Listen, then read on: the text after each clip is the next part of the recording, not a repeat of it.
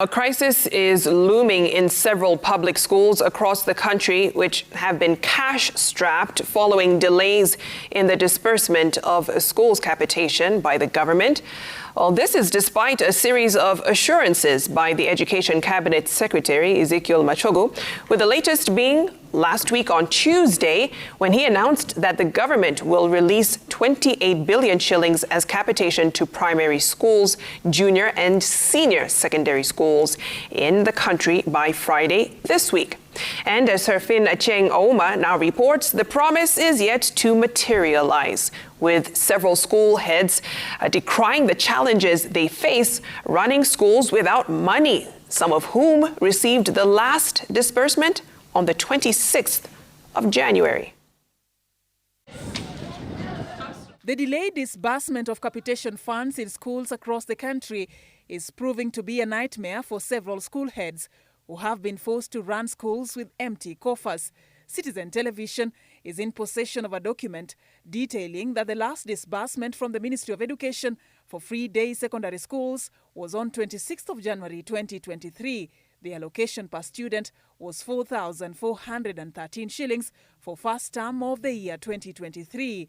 Secondary schools are yet to receive their disbursement for second term and are pegging their hope on a series of promises by education CS whose timelines have kept changing.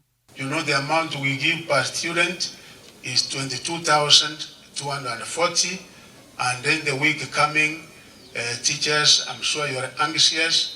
I want to make an undertaking that you are going to get capitation money for senior secondary. The amount of money that the government is releasing this week in junior secondary and also in senior secondary is to a total of 28 billion. That remains an unkempt promise, and for teachers, the effects are all too real. The impact on schools, dire. Tunasikia kwa radio kwamba suppose hata iwe imefika jana, but up to today bado haijafika.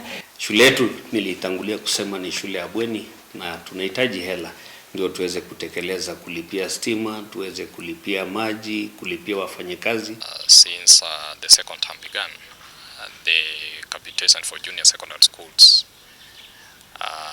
we are informed that this capitation has not reached the schools yet.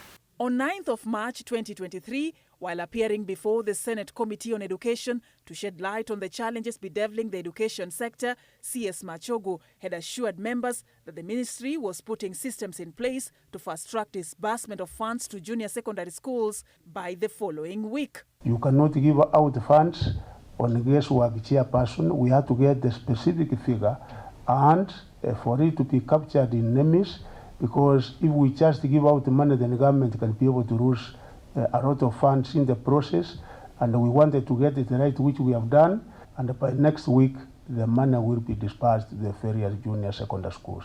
He would make the same promise 2 weeks later.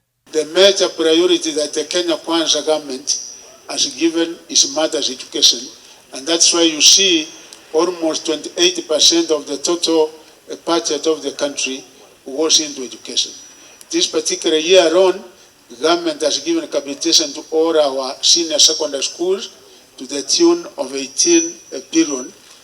And also for our primary school section, we have given a total of 4 billion.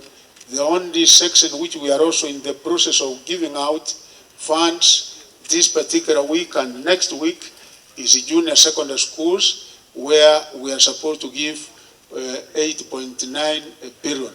The capitation is distributed in different categories, with each learner in public primary schools expected to get 1,420 annually, 15,040 per learner in junior secondary school, and 22,240 per learner for secondary schools. The ministry gives 50% of the annual capitation in term 1, 30% in term 2, and 20% in term 3. This year, only 20% has been distributed. The funds are key in purchasing essential teaching and learning materials like books, chalks, whiteboard pens, printing papers, and other administrative stationery, medical insurance, payment of salaries for subordinate staff, and funding co-curricular activities. Serfine Achieng Ouma, Citizen TV.